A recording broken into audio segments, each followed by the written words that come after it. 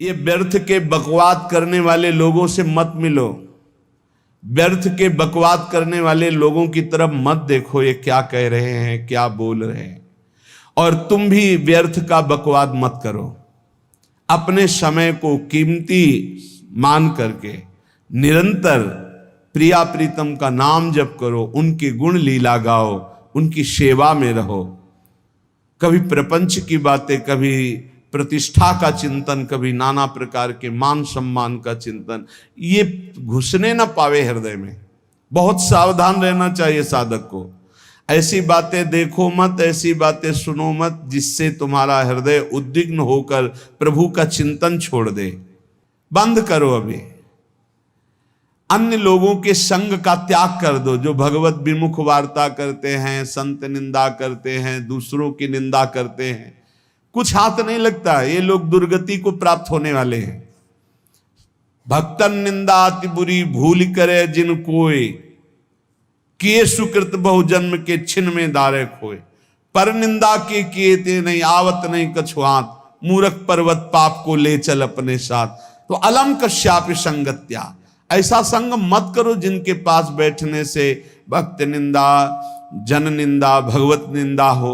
ऐसे से दूर रहो। अलम बंद कर दो ऐसे लोगों का संग। रात दिन हम श्यामा श्याम का नाम जप करेंगे, श्यामा श्याम के लीला गुण गाएंगे, श्यामा श्याम के ही धाम का शोभा का चिंतन करेंगे। जब तुम अपना जीवन श्यामा श्याम के चरणों में न्यौछावर कर दोगे तो पूरा भार श्यामा श्याम ले लेंगे और तुम्हारे हृदय में मस्ती आ जाएगी।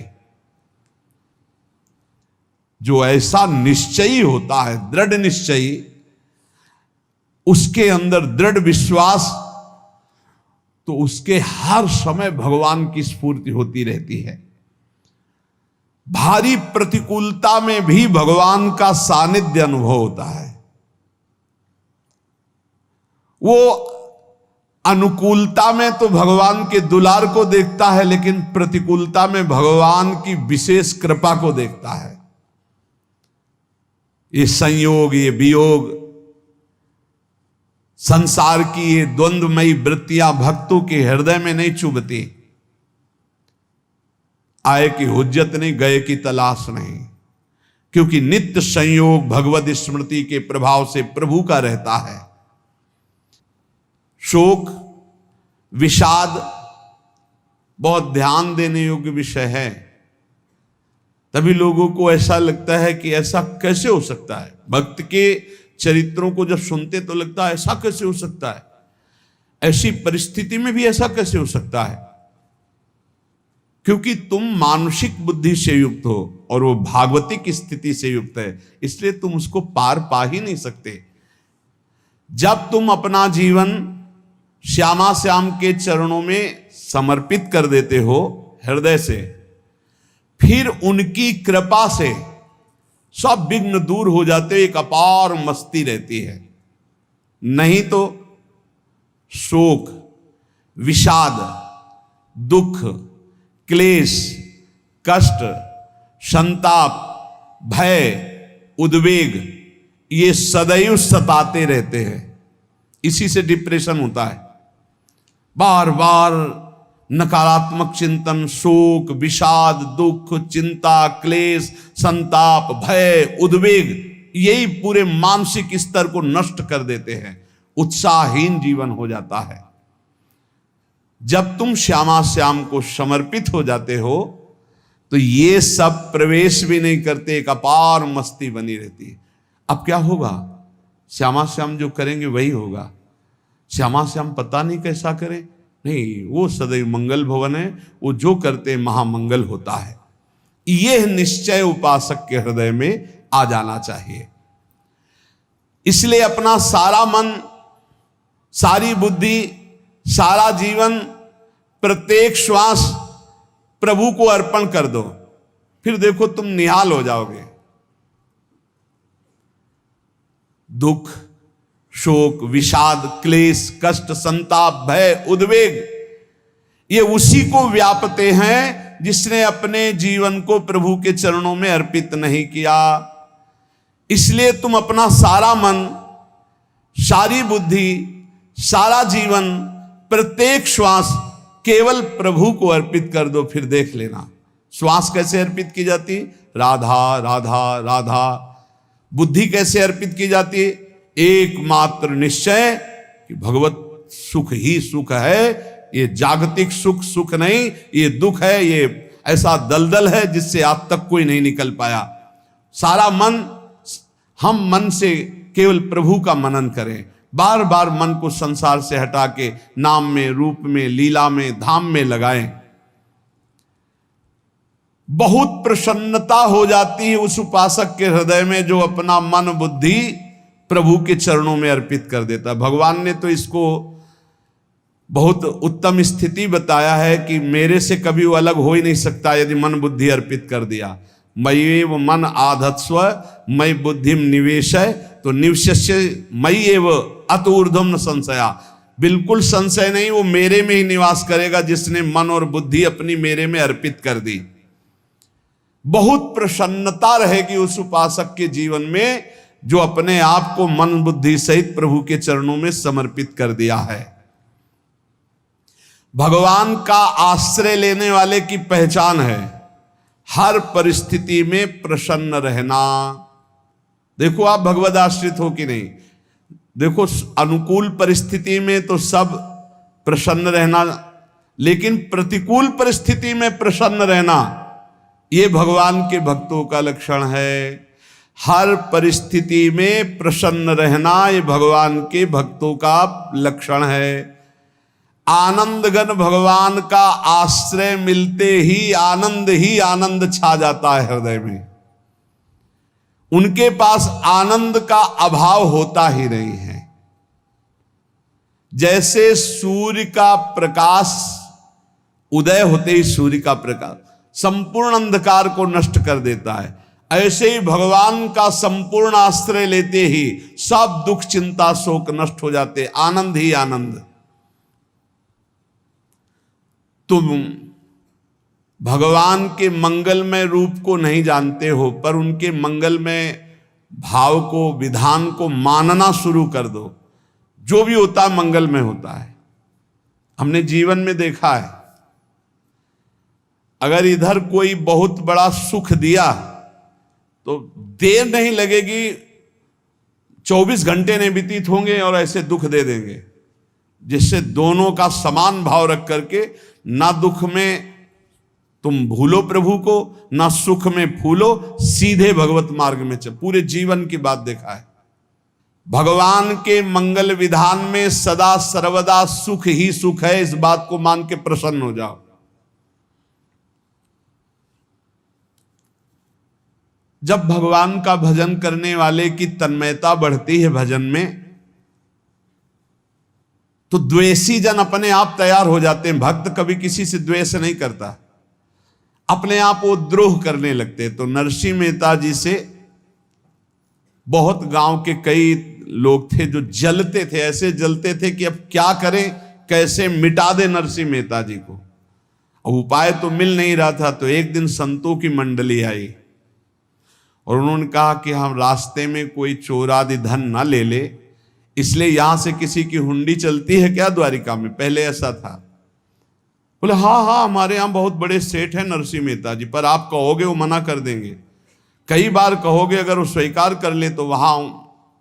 और उनका लक्ष्य था कि नरसिंह मेहता जी की तो खाने की भी सुविधा नहीं थी, हुंडी कहाँ की बात आई। उनका था कि जब वो ना कहेंगे तो संतजन नाराज हो जाएंगे, अगर हाँ कह दिया तो वहां हुंडी चुकेगी नहीं, तो संतजन अपने आप इनको शाप दे देंगे, अपराध बन जाएगा, ये नष्ट हो जाएंगे। संतों को भेजा नरसिंह मेहता जी ने, सबकी दंडवत की, चरण पखाड़े। तो उनका ये इतना रुपया है, द्वारिका में साधु सेवा हम करेंगे, वहां तुम्हारी हुंडी चलती है, तो आप अरे उनका आप कहाँ भूल रहे हो, यहाँ खाने की भी व्यवस्था। बोले हमें सब पहले से बता दिया गया कि आप मना करोगे, बार बार मना मत करो, हमें पता है। तो उन्होंने ठाकुर जी की तरफ देखा, बोले क्या लीला है प्रभु, संतों से हम क्या कहें, ये ले रुपये।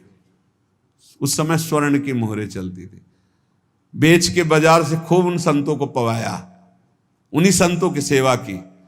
और उनका अपने सेठ का नाम तो बताओ जहां हमें जाके हुंडी मिलेगी। सेठ, सावल शाह सेठ। संत जन गए वहां, पूछा कि नरसिंह मेहता जी का जिन सेठ से परिचय, उनका नाम सावल शाह सेठ, उनकी गद्दी कहाँ है? तो जो कुछ भक्त थे वो द्वारिकाधीश की तरफ संकेत करते कि वही हैं। बोले नहीं नहीं, वो सेठ है, उनकी गद्दी चलती थी। पूरी बाजार में कहीं कोई। अब संत जन एकांत में होकर के बहुत विचलित हुए, क्या हमारे साथ धोखा हुआ? नरसिंह मेहता जैसा संत क्या धोखेबाज हो सकता है? देखो, संशय तो बहुत विचित्र होता है। बड़े बड़ों को संशय हो जाता है। जब भगवती सती जी को संशय हो गया, राम जी को, हे खग हे मृग हे मधुकर श्रेणी, ऐसा पूछते हुए कि सच्चिदानंद कैसे हो सकते, तो किसी को हो सकता है, क्योंकि वो बुद्धि की अधिष्ठात्री देवी है। जो ही उनके मन में ऐसा आया कि क्या हमारे साथ धोखा हो रहा है, इतने में ही देखा, जय हो सावल शाह सेठ की। वो कहा सावल शाह सेठ? तो देखा बढ़िया मुनीम जी उनके साथ, और सेठ बस्ता लिए हुए मुनीम जी, सरकार इधर से चलो। तो उनका सावल शाह सेठ आपका नाम है? संतों ने कहा। बोले हाँ। बोले नरसिंह जी? हाँ। बोले आपकी हुंडी आ गई है। हुंडी एक कागज में लिखा कि ये हमारे सेठ जी को दे देना। वैसे लोग मुझे माखन चोर कहते, कोई कुछ कहता, लेकिन आपने सेठ बना दिया। जब आपने सेठ बना ही दिया तो आप कभी परवाह मत करना तुम। और ये सेवक आपकी सेवा में सदैव तत्पर है। भगवान ने ऐसा लिखा। जो भगवद आश्रित है, एक बार ये चलता रहता है, जो संत जन होते हैं उनके विरोधी अपने आप बन जाते हैं, किसी से कोई मतलब नहीं, अपने आप विरोधी बन जाते हैं। कबीरदास जी का पूरी काशी में यश था।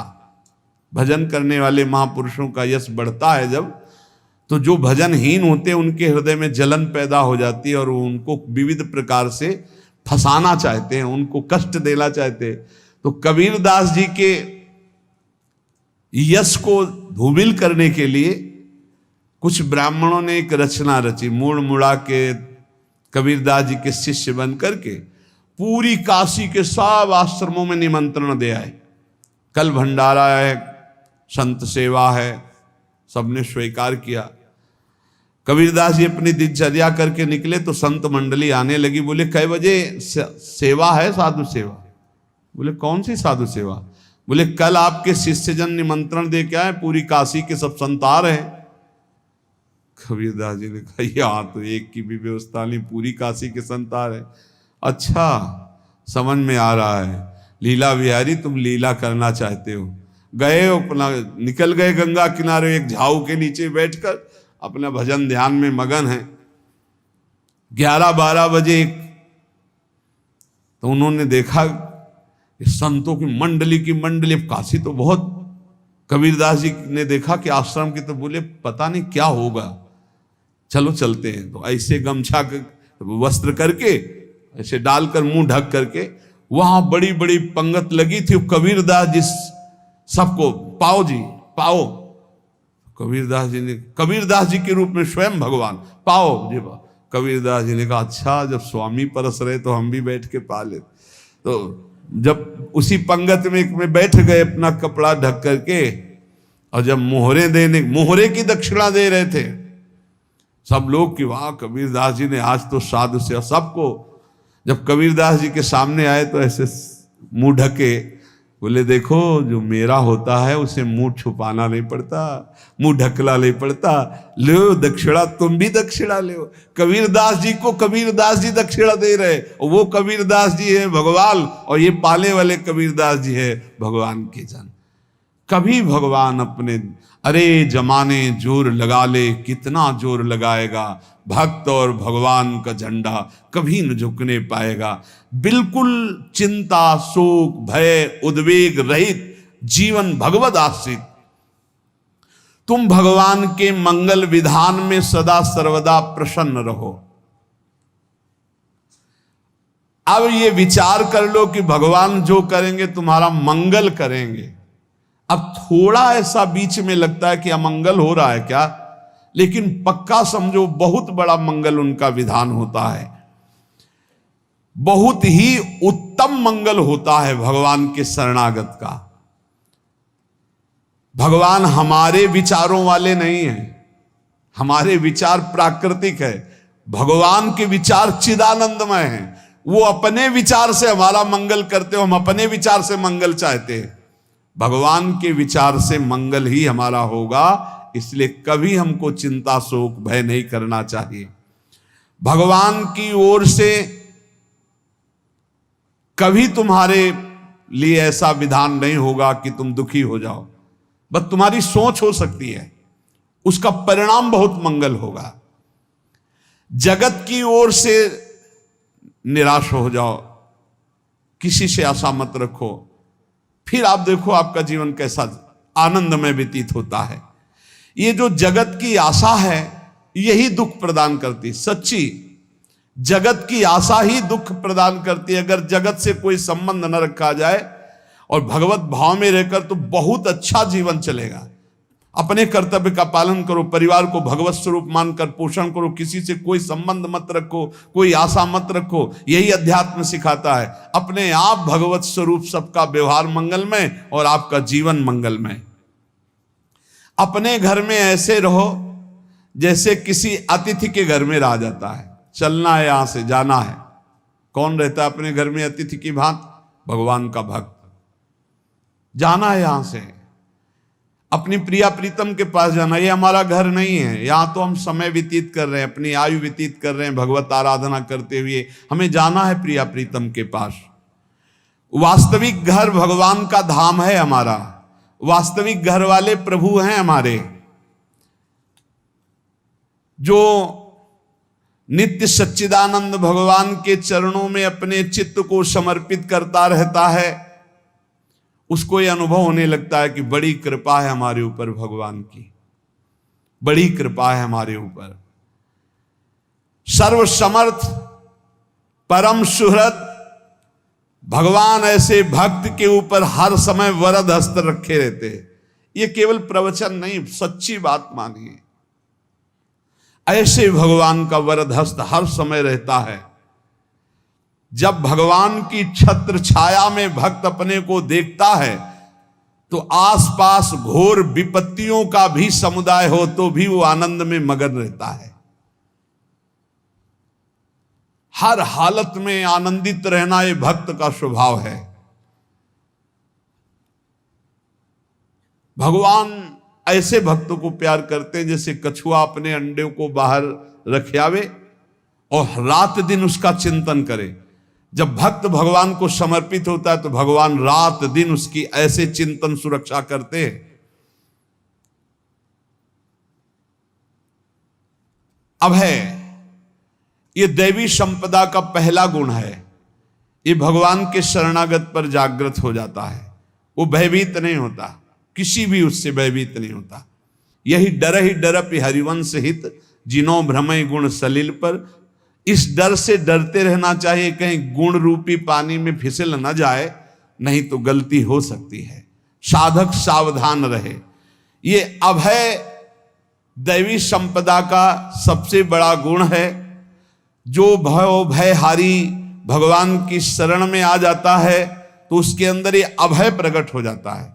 अगर कहीं तुम्हें एकांत में भय लग रहा है, एक आदमी तो एकांतिक में आए थे, वो कह रहे थे कि हमें हर समय भय लगा रहता कि कोई हमारे पीछे है, अंधेरा तो लगता कोई खड़ा है, मैं जीना मुश्किल हो गया, ऐसा भय। देखो ये मन कैसा है, भगवान से विमुख होने पर कैसे डरवाता है।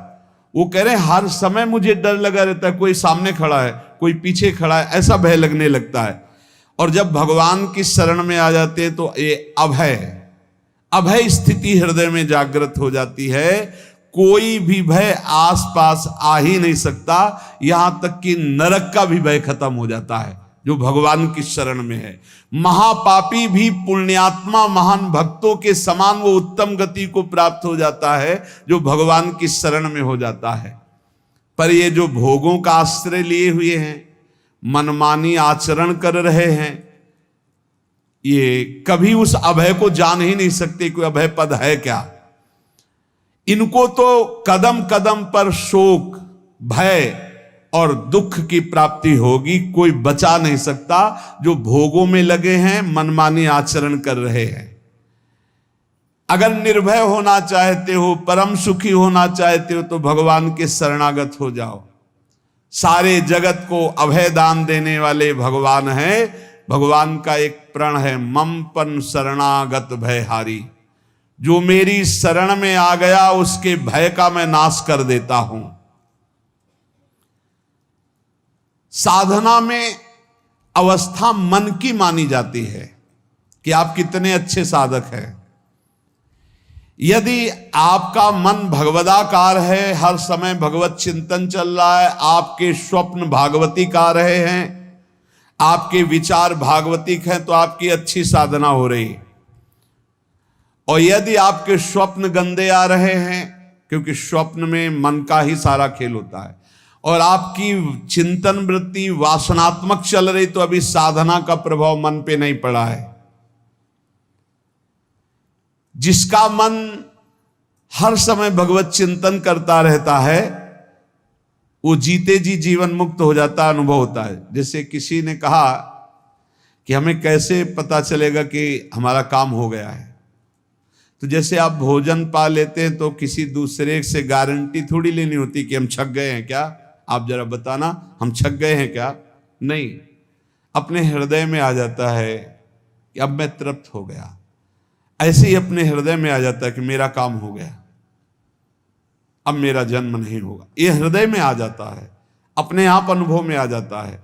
जब स्वरूप बोध होता है तो किसी और से सलाह थोड़ी लेनी होती है, वो अपने आप अनुभव में आ जाता है। हाँ, यदि गुरुदेव का वर्ण नहीं किया है तो फिर आपको किसी न किसी गुरु से प्रमाणित करवाना पड़ेगा। और अगर गुरुदेव का वर्ण किया है तो वही मंत्र, वही नाम, वही गुरु शरणागति आपको अंदर से पुष्ट कर देगी कि आपका काम हो गया है। विषय चिंतन करता हुआ मन विषय आसक्ति को प्राप्त होता है। विषय आसक्ति को प्राप्त हुआ मन बार बार जन्म मरण और नरक को प्राप्त होता है। बस ये विषय चिंतन हटाना ही प्रमुख कर्तव्य साधना का है। बार बार मन को विषयों से हटा करके प्रभु के नाम में लगाओ, प्रभु के रूप में लगाओ, प्रभु की लीला में लगाओ। जहां भगवान प्रकट होते हैं वहां परमानंद की बाढ़ आती है। पर ये ध्यान रखें, गुलाब का फूल कांटों में खिलता है, उसकी सुगंध लेनी, फूल लेना है तो कांटों से बचाकर। ऐसे ही जब आप भगवत चिंतन के लिए चलेंगे तो आपका चिंतन चुराने के लिए माया विविध नाटक करेगी, कांटे फैलाएगी। कोई तुम्हारी निंदा करेगा, कोई अपमान करेगा, कोई उपहास करेगा, तुम्हारी अव्यवस्था हो सकती है, तुम्हारी परिस्थिति बहुत भयावह हो सकती है। इन परिस्थितियों में भी भगवत चिंतन का तार ना टूटने पावे तो आगे गुलाब का फूल है। जैसे कांटे से बचाकर गुलाब का फूल लेते हैं और भगवद अर्पित करके सौरभ का सुख लेते हैं, ऐसे ही भगवान के प्रेमानंद का अनुभव करने के लिए संसार के कांटों से बचना होगा। और खिलेगा यही फूल संसार में ही, मनुष्य देह में, और योनियों में नहीं। भगवत प्राप्ति स्वर्ग में नहीं होगी, इसी मृत्यु लोक में होगी। पहले मन नहीं लगता भगवत चिंतन में, भगवत चिंतन जबरदस्ती करना पड़ता है। भगवत चिंतन जे ही प्रारंभ करोगे ते ही बहुत बाढ़ आ जाएगी पाप चिंतन की। ध्यान दीजिए, बहुत लोग प्रश्न करते रहते हैं कि हम जब भजन में बैठते हैं तो बहुत गंदी बातें आती, मन बड़ा चंचल होता है, भाग जाता है। ऐसा प्रारंभ में जब कोई भगवत चिंतन प्रारंभ करता है तो उसका मन विषयों में भागता है, गंदी बातों में भागता है। अब लोग कहते पहले तो हमारा चिंतन बढ़िया होता था, अब चिंतन नहीं होता। तो कोई सिद्ध पुरुष थोड़ी हो गए, तुम्हें जबरदस्ती चिंतन करना होगा। जगत के प्राणी में जहां मन जाए तो इसमें भी भगवान, पदार्थ में मन जाए तो उसमें भी भगवान, जहां जहां मन जाए वहां वहां भगवान देखो, या मन को हटाकर नाम मंत्र में लगाओ। ऐसे भगवत स्मृति जागृत की जाती है, बार बार प्रयास करना होता है। कई लोग ये प्रश्न करते हैं कि हमसे बड़े पाप हो गए तो क्या हमें भगवान की प्राप्ति हो जाएगी? तो यहां कह रहे हैं भगवान किसी के पूर्व जीवन को नहीं देखते हैं, वर्तमान के भजन को देखते हैं। पकड़ो इस बात को। अगर वर्तमान में आज आप सुधर गए हो, नाम जप कर रहे हो, तो आप भक्त हो। ये गीता जी में भगवान ने कहा, अपिचेत सुदुराचारो भजते माम अनन्य भाग साधुरेव समन्तव्या सम्यक व्यवसिता। ऐसा बहुत दुराचारी पहले रहा है, बाद में उसके मन में आ गया कि भगवान के सिवा हमारा कोई कल्याण करने वाला नहीं, हमारा कोई नहीं। तो भगवान कहते हैं मैं उसे साधु ही मानता हूं, उसे साधु बना देता हूं। भगवान किसी के पूर्व जीवन को नहीं देखते। बहुत बढ़िया बात है। कल तक हम क्या करते रहे भगवान नहीं देखते, आज क्या कर रहे हो ये देखते हैं। यदि आज आप भजन में लग गए हो, अच्छे आचरण कर रहे हो, तो आपको भगवत प्राप्ति हो जाएगी। भगवान ये नहीं देखते कि पूर्व में पुण्यात्मा रहा है कि पापात्मा रहा है। भगवान वर्तमान में देखते कि मेरा भजन कर रहा है, बस इसी से कल्याण कर देते हैं। पकड़ो इस बात को, तो कभी प्रश्न नहीं उठेगा कि क्या हमको भी भगवत प्राप्ति हो सकती है क्या। हमारा मन यदि श्री भगवान को चाहने लगे तो श्री भगवान हमारे मन में ही आकर बस जाएंगे। भगवान की रूप माधुरी में मन डूबने लगेगा। यथार्थ सत्य, जो भगवान से थोड़ा भी प्यार करने लगे हैं, उनके हृदय में भगवान की उनकी भावना के अनुसार झलक आने लगी है। हृदय में प्रभु के आते ही अनंत जन्मों के संस्कारों का नाश हो जाता है। इसलिए तुम अपने पहले वाले घृणित जीवन को याद भी मत करो और उसको सोचकर जरा निराश भी मत हो। अमावस्या में घोर अंधकार रहता है, पर प्रातः काल में अंधकार नष्ट हो जाता है। ऐसे ही नाम का उच्चारण करते ही तुम्हारे जितने पाप अंधकार हो सब नष्ट हो जाएंगे। तुम चाहो कि एक क्षण भी प्रभु को ना भूलो। अब वर्तमान में ऐसी स्थिति बनाओ। जो प्रभु को नहीं भूलने की चाह करता है कि मुझे ऐसी स्थिति प्राप्त हो कि मैं कभी प्रभु को ना भूलूं, तो सच्ची मानो और कोई बात भगवान सुने ना सुने, ये बात जल्दी सुन लेते हैं। भजन की मांग करो तो बहुत जल्दी भगवान पूर्ण करते हो। भजन जिसका चलने लगा तो फिर लोकांतर के सारी रिद्धियां सिद्धियां सुख वैभव तो उसके चरणों में लौटते हैं। जब हम प्रभु से प्रभु का स्मरण न मांगकर भोग मांगते हैं, तभी हमारा भजन रुक जाता है, भजन नहीं चल पाता। यदि हम प्रभु से केवल भजन मांगे तो विश्वास करो ब्याज में सब हो जाएगा। मूल भजन तो आपका बचेगा ही, ब्याज में लोकांतर के भोग आपके चरणों में लुटते घूमेंगे। आप भजन करके तो देखो। अरे घिघियाने की जरूरत नहीं, किसी से मांगने की जरूरत नहीं, भजन करके देखो, सब ठीक हो जाएगा, सब अपने आप बन जाएगा। हम बहुत बड़ी भूल कर देते हैं कि थोड़ा भजन करके प्रभु से कुछ सांसारिक वस्तुएं, स्थितियां, परिस्थितियां बदलने की मांग कर लेते हैं, जिससे भजन छूट जाता है। प्रभु की स्मृति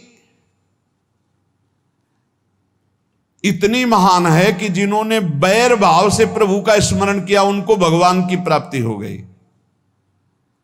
जैसे कंस आदि भगवान से बैर ही तो रखते थे, लेकिन भगवान की स्मृति रहती थी। स्मृति ने उनको भगवत प्राप्ति करा दी।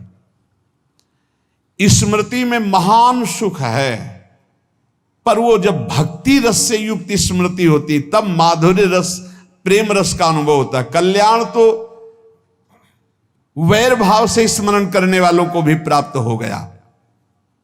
यदि आप भक्त हो और ये चाहते हो कि आपकी भागवती की स्थिति बहुत जोर की हो, तो हम आपसे प्रार्थना करते हैं कि रोज प्रभु से एक ही बात मांगिए, मुझे अखंड स्मृति दीजिए। अर्जुन जी को पूरी गीता जी सुनने के बाद यही मिला, नष्टो मोहा स्मृति लब्ध्वा। स्मृति, प्रभु आप हम पे ऐसी कृपा कर दो कि हमारे हृदय में किसी और व्यक्ति, वस्तु, स्थान की स्मृति न रह जाए, केवल आपकी स्मृति रह जाए। ये चाह भगवान बहुत जल्दी पूर्ण कर देते हैं यदि उपासक हृदय से ये बात मांगे। भगवान की कृपा से ही ऐसा हो सकता है कि अखंड स्मृति ये कर्म फल से नहीं मिलती है। प्रभु के प्रति निर्भर होकर जो दैन्यता पूर्वक प्रभु से मांगता है और हर समय अभ्यास करता रहता है भगवत स्मरण का, उसको ये स्मृति मिलती है। और स्मृति मिल गई तो इससे बड़ी कोई स्थिति नहीं, हर समय भगवान का स्मरण।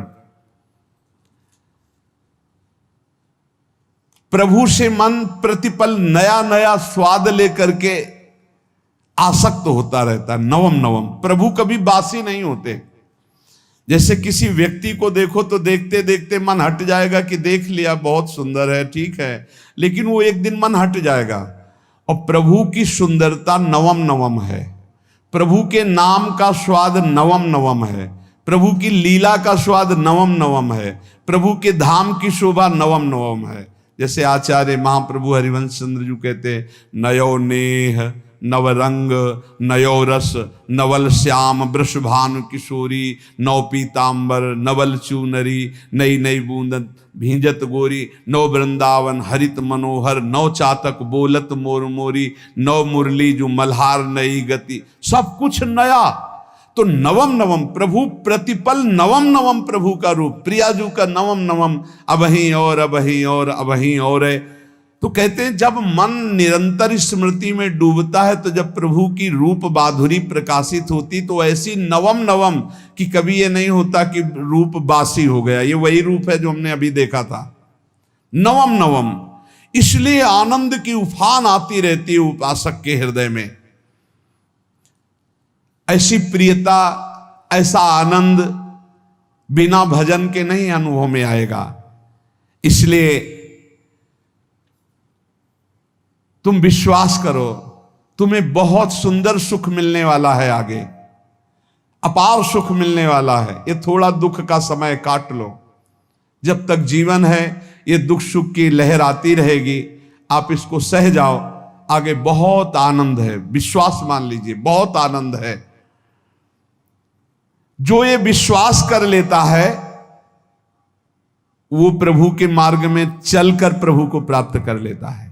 नहीं तो इतने रोड़े हैं कि आप ऊब जाओगे, बहुत रोड़े हैं।